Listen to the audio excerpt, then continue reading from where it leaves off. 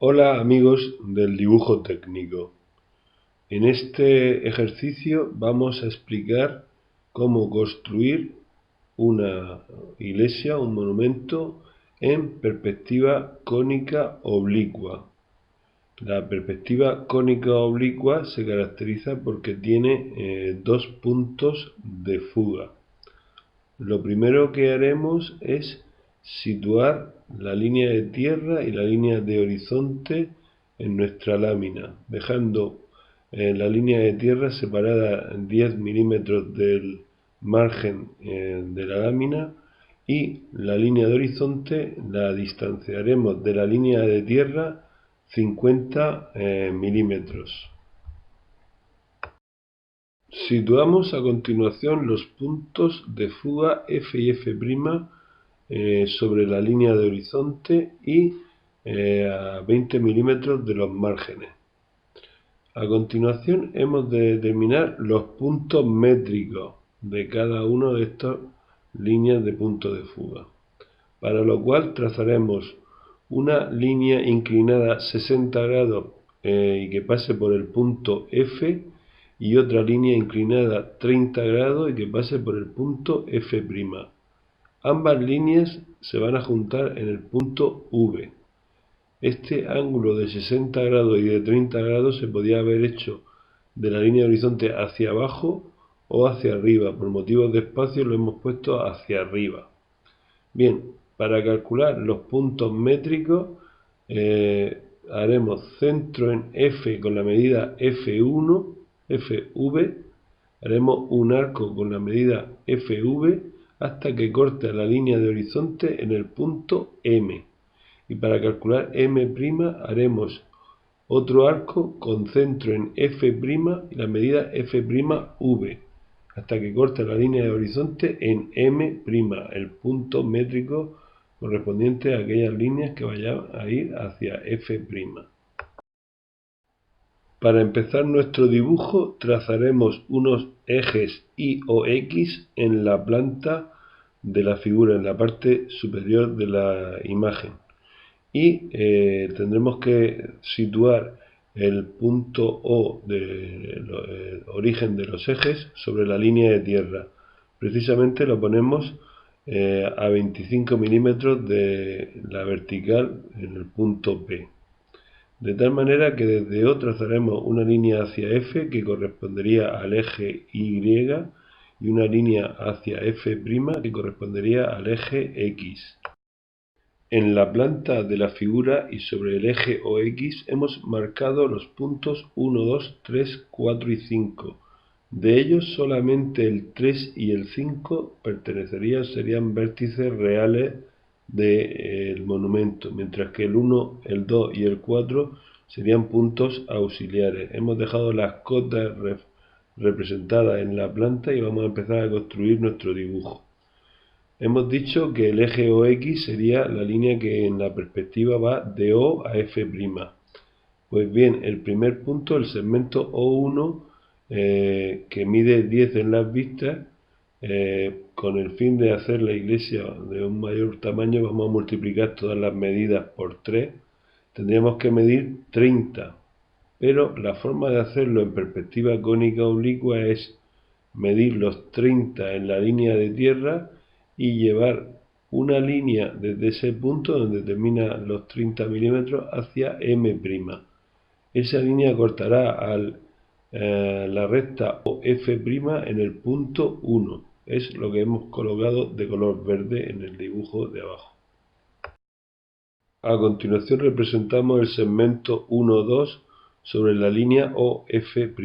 Ya hemos visto que no se puede medir directamente, por lo tanto el segmento 1,2, que mide 6, al multiplicarlo por 3 serían 18, hemos de medirlo también en la línea de tierra, y una vez medido en la línea de tierra, llevar esa medida hacia el punto M', de tal manera que la segunda recta que hemos realizado, que va hacia M', cortará al segmento OF' en el punto 2. Idéntico método nos serviría para calcular el punto 3. Llevamos la medida sobre la línea de tierra y trazamos una línea desde ese punto a M' hasta que corte al segmento OF' en el punto 3. Este sí que es un punto del edificio. Siguiendo este método vamos llevando las medidas sobre la línea de tierra y dirigiéndolas hacia M', de manera que donde corten el segmento OF' nos van saliendo los distintos puntos. Hemos calculado ya el 1, 2, 3, 5 y por último haríamos lo mismo con el punto 4. Ya tenemos situados todos estos puntos sobre lo que sería el eje OX en la perspectiva. Si ahora queremos llevar puntos sobre el eje Y, el punto 6, que está a 25 milímetros del origen O, lo que haríamos sería multiplicar nuevamente por 3, mediríamos 75 en la línea de tierra, en esta ocasión hacia la izquierda del punto O, y trazaríamos una línea que llevara el punto hasta M, de manera que cuando cortara el segmento OF tendríamos el punto 6. Este punto 6 no pertenece a la figura, pero nos va a servir de ayuda para poder construirla. Es un punto auxiliar, no es un punto de la pieza. El proceso lo seguiríamos repitiendo con los distintos puntos. En esta ocasión estamos tomando referencia de cota respecto al origen O. Multiplicaríamos la medida que tenemos en las vistas por 3, llevaríamos ese punto hacia M. Donde cortara el segmento OF nos daría el siguiente punto. Esto lo hacemos con los distintos puntos 6, 7, 8 que pertenece a la pieza, el 9, 10, 11, 12 que también pertenece a la pieza y 13. Solamente hay dos puntos que pertenecerían directamente a la pieza, el resto son puntos auxiliares. Y como siempre medimos desde O hacia la izquierda en la línea de tierra y llevamos esos puntos a M, de forma que cuando corten el segmento OF nos dan todos los puntos. Bien, hasta este momento solamente hemos llevado las medidas sobre los ejes OX o Y, que serían las líneas que van en perspectiva desde el punto O a F o a F'. Ahora es cuando vamos a empezar a construir nuestra figura. De tal manera que los puntos que se encuentran en la línea OF' los dirigiríamos hacia F y los puntos que se encuentran en la línea OF los dirigimos hacia F'. El primer rectángulo que hacemos es la parte posterior del monumento y es que los puntos 3 y 5 los llevamos a F y el punto 6 a F'. Hemos representado de color rojo dicho rectángulo tanto en las vistas como en la perspectiva. A continuación hemos hecho el rectángulo que hay en la parte delantera, es decir, que hemos llevado los puntos 8 y 12 hacia F' y el punto 1 hacia F, de manera que el cruce de líneas nos va a dar un nuevo rectángulo que también hemos puesto de color rojo para que se vaya viendo en el dibujo en perspectiva qué es lo que corresponde a la parte de pieza o monumento que estamos dibujando. A continuación llevamos dos líneas, una desde 7 y otra desde 13 hacia F' y desde el punto 2 trazamos una línea hacia F. Esto nos va a servir para obtener unos puntos donde la iglesia digamos que se ensancha desde su parte izquierda hacia su parte derecha. Y esos dos puntos los unimos con el 3 y el simétrico para tener terminado lo que sería el perímetro del monumento. A continuación comenzamos a dar altura a nuestro monumento. Vemos en el alzado que las paredes miden 10, por lo tanto en la perspectiva, como estamos multiplicando por 3 todo, han de medir 30. ¿Dónde tenemos que colocar la medida? Pues exactamente en el punto O. El origen del sistema nuestro es O y ahí vamos a medir 30. Una vez medidos 30, donde el punto de altura 30 lo vamos a dirigir a F y a F'. Si ahora trazamos verticales por los puntos 8 y 12, donde esas verticales corten a la línea que hemos tomado antes de referencia para las medidas de 30 milímetros, tendremos la fachada que hemos colocado de marrón y que se identificaría con la que vemos en el perfil izquierdo. Mientras que si subimos verticales por los puntos 3 y 5 a esa línea azul de referencia de altura, tendríamos la fachada que se ve de color marrón en el alzado. Cuando tengamos que medir altura en un punto que no está directamente en la línea OF o en la línea OF', tendremos que buscar la relación correspondiente. En este caso sería el punto 1. Subimos una vertical por el punto 1 hasta que corte a la línea de referencia de alturas que habíamos hecho anteriormente de los 30 milímetros.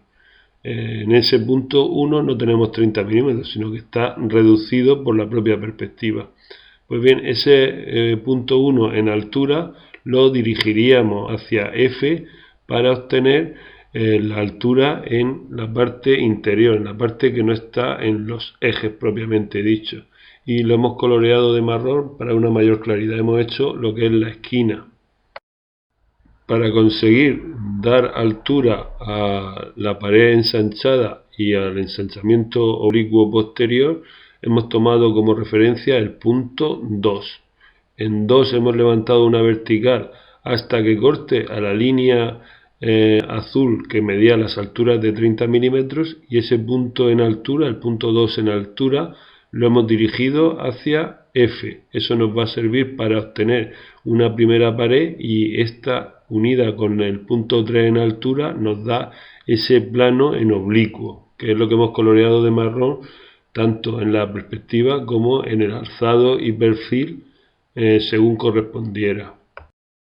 A continuación hemos de medir una nueva altura, la altura del tejado en el primer cuerpo de la iglesia. En alzado vemos que son 16 la medida, que multiplicada por 3 nos tiene que dar 48. También tenemos que tomar como referencia de altura el punto O. Ahí vamos a medir los 48 reales y vamos a trazar una línea hacia el punto F, que es el que nos va a dar la posición. Ahora desde el punto 10 levantamos una vertical y esa vertical, ese punto 10 en altura, lo podemos llevar a F', conformándose de esta manera nuestro primer cuerpo del tejado. Hemos pintado de granate el tejado tanto en las tres vistas como en la perspectiva para que se viera con una mayor claridad. Del análisis del alzado determinamos que hay un tejado de mayor altura, en esta ocasión son 19 y que tendremos que multiplicarlo por 3 en la perspectiva, de manera que en O medimos 57, lo dirigimos hacia F y en el punto 10 levantamos una vertical que cortará a esta línea azul en el punto 10 en altura que mandaríamos a F', de manera que el centro de nuestra planta, de nuestro perímetro, nos va a servir para determinar dos nuevos puntos que serían el tejado en el tramo segundo del monumento. Si los dos puntos que hemos calculado los unimos con los que marca la representación de las vistas, tendremos esta parte de la iglesia. Para construir el torreón, primeramente llevamos desde los puntos 9 y 11 dos líneas hacia F', y desde el punto 4 y 5 dos líneas hacia F. Estas 4 líneas cruzadas nos van a definir digamos que la proyección del torreón en el plano geometral, lo que sería el suelo. A continuación vemos que la altura es 24,4 en lo que sería la parte del torreón que no lleva lo que es la pirámide cuadrangular.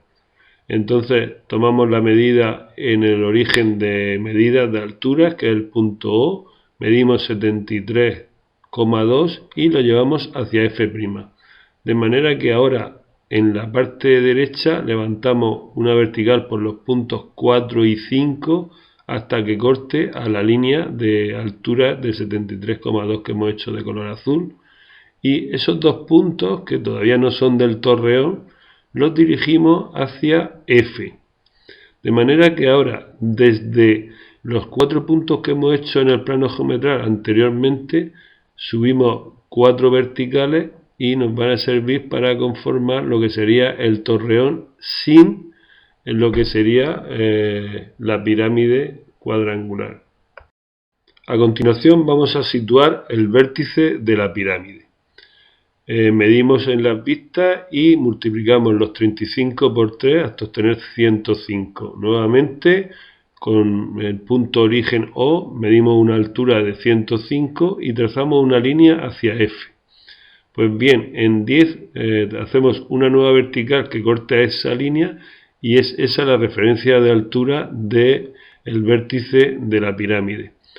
Trazamos una línea en el 10 en altura, el punto 10 en altura, trazamos una línea hacia F', donde se va a encontrar situado nuestro vértice.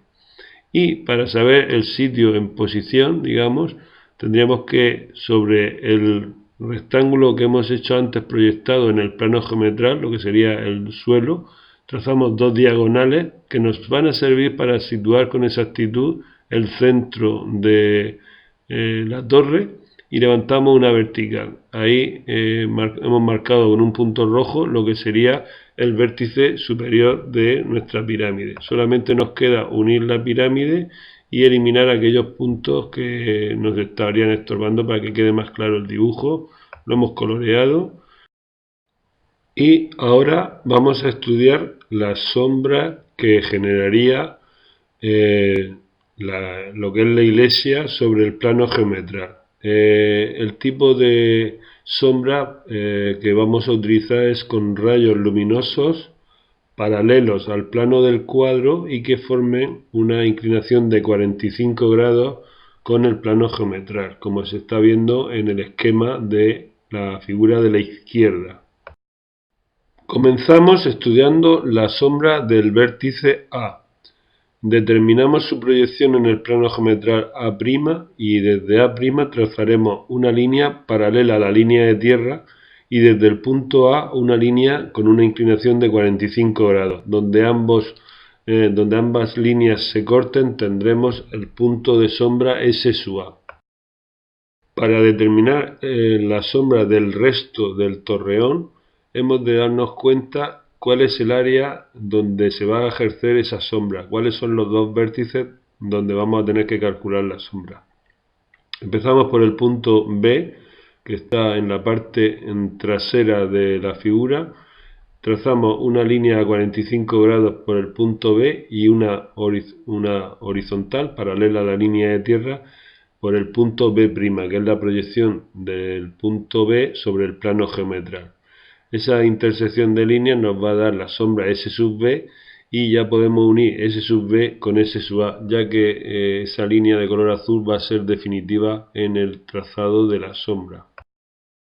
Para determinar la sombra que provoca la arista C'C, tenemos un pequeño inconveniente, que además de provocar sombra en el plano geometral, también va a producirla en el tejado. Vamos a ver cómo calcularlo. Empezaríamos haciendo por C una línea inclinada a 45 grados y por C', que era la proyección de C en el plano geometral, una línea horizontal. Esa línea horizontal cortará a la inclinada de 45 grados en el punto S sub C.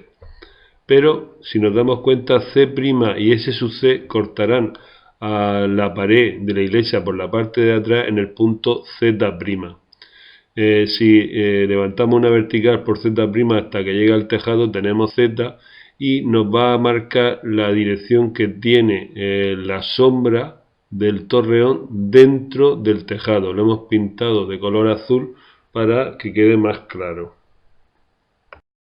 Calculamos ahora los puntos X e Y. X, una línea hacemos un rayo luminoso de 45 grados y en X' una línea horizontal. Eso nos va a dar S sub X. y en el vértice Y hacemos la misma operación. Hemos de concretar de que la línea SX-SY, cuando unimos esos dos puntos, SX-SY, esa línea prolongada va a llegar al punto F' de fuga. Esto se utiliza a veces para facilitar el proceso de la sombra, es decir, que si hubiéramos calculado el punto X, el Y no habría que haber hecho la paralela, directamente llevándola a F' calcularíamos el segundo punto.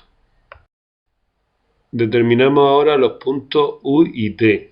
Observamos que el punto U resulta sencillo, como siempre, paralela con la dirección del rayo luminoso, y en U' paralela a la línea de tierra, nos da S sub U. Y el punto T detectamos que queda dentro de la sombra anterior. Esto es motivado porque ahí hay una pared inclinada que tendremos que determinar a continuación. Observamos cómo la pared va a ejercer una sombra sobre la otra pared, una sombra que es parcial, formándose una forma triangular en la segunda pared. Determinamos ahora el punto R. El punto R, igual que siempre, rayo paralelo a los 45 grados en R y una línea paralela a la de tierra en R'. Eso nos da S sub R. En cuanto al punto T, cuando nosotros calculamos la recta horizontal a la línea de tierra, nos sirve para calcular T'. Si levantamos una vertical, nos da sobre la arista del tejado el punto T, y ese unido con S sub T nos sirve para determinar dónde termina el plano inclinado que cubriría la sombra de esa segunda pared. Dado que la inclinación de los tejados es inferior a 45 grados, esa pendiente inferior a 45 grados hace que no generen más sombras. Entonces el dibujo final podría quedar como estamos viendo en las imágenes, coloreando con 2 tonos de marrón las paredes y con 2 tonos de granate el tejado correspondiente en sombra. Si quieres ver más vídeos de dibujo técnico, entra en los buscadores de internet y teclea blog dibuja Garlo. Y recuerda, si quieres aprender a dibujar, hay que practicar.